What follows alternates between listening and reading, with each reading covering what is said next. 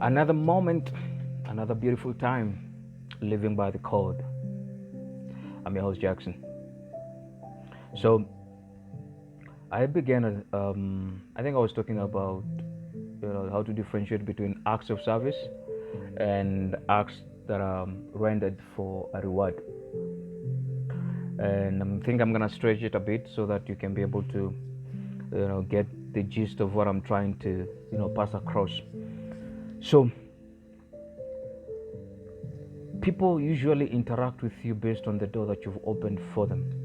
If you open a door of honor, it's from the same door that you get to interact with them. But there's wisdom which is needed to be able to interact peacefully and wisely with people. So I'm gonna bring it to a place of understanding. So whichever door you open for somebody becomes the door of your transaction. Most of the time we get to blame people because of the doors that we've opened for them, which were not meant to be opened for them. Now let me give an example.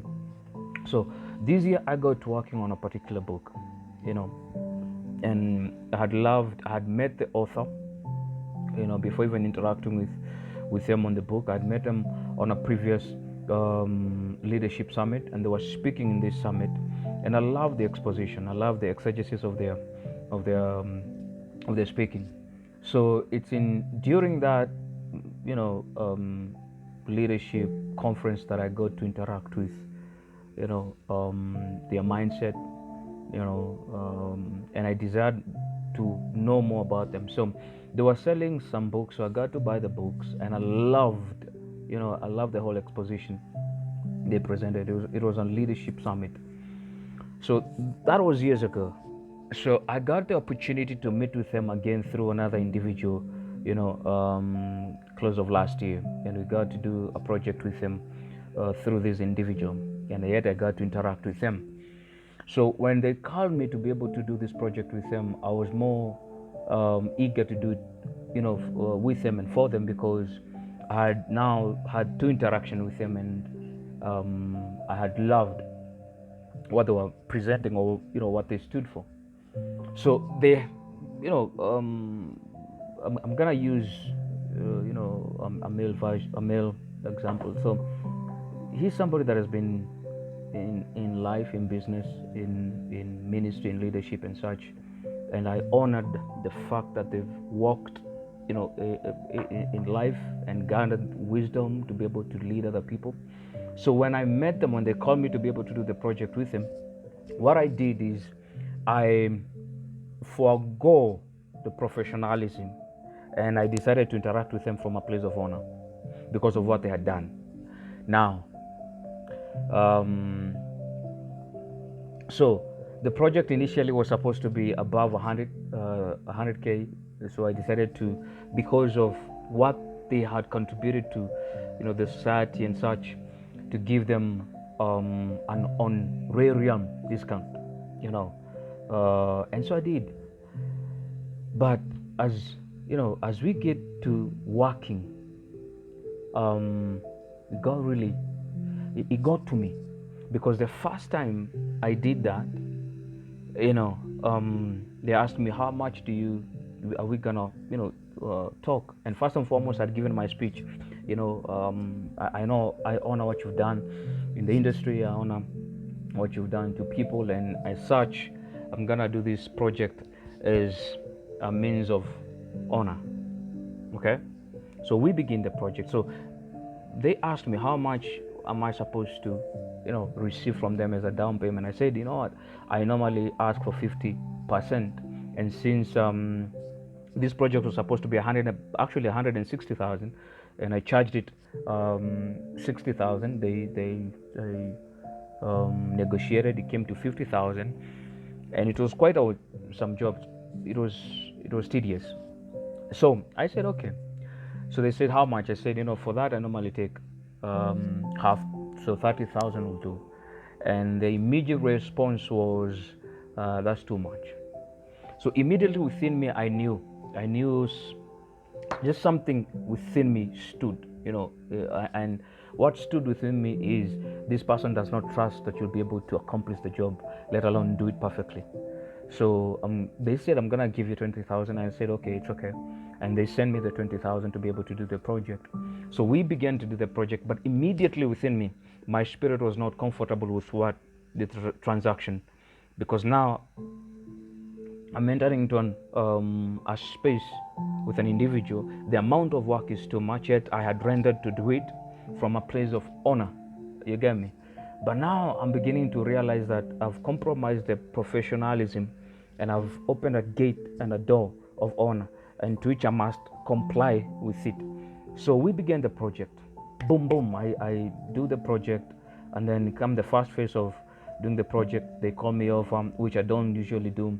I go, we do the project again, and it took time. So they're busy doing whatever they were doing. So whenever they get the chance, they tell me, you know what, drop what you're doing, come, let's finish this project, and I comply to it. But all the while, I'm getting frustrated and flustered, because it seems like this person does not understand. This is a professional, interaction. So I begin to get flustered, along the way. Then immediately there's a voice speaks to me and says, which door did you open? And I realized I opened a door which is a door of honor. So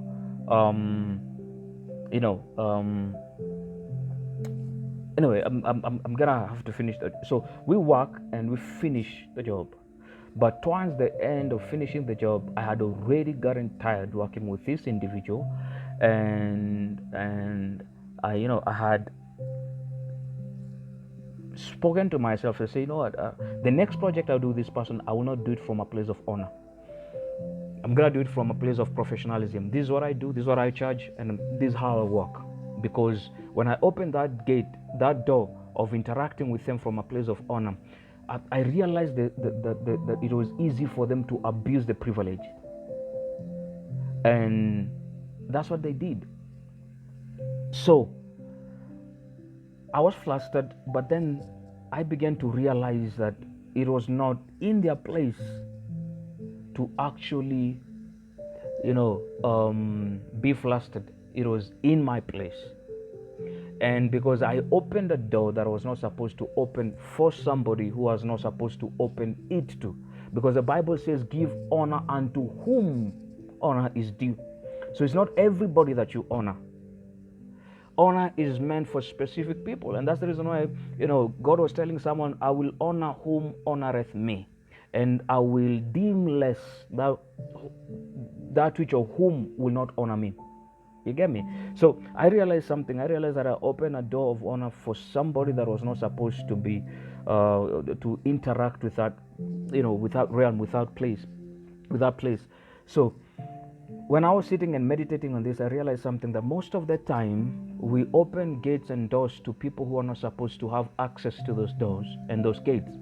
And by doing that, we allow them to access, a valuable asset within us that is not meant for them, because we opened a door for them based upon what they did, what we have heard about them, and not necessarily who they are.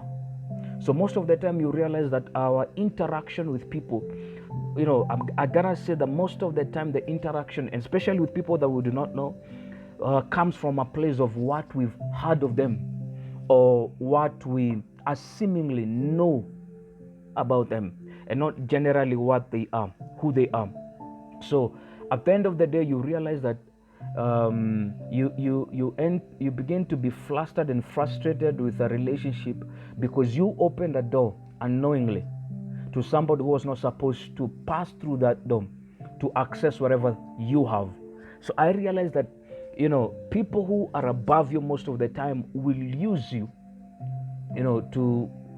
for what they desire, and people who are beneath you will abuse you. So they will abuse what you have, and people above you will use what you have. So I realize that when we interacting with people based upon the services that we are giving, we gotta be real with ourselves. If it's honor, then pay the price of honoring somebody all the way.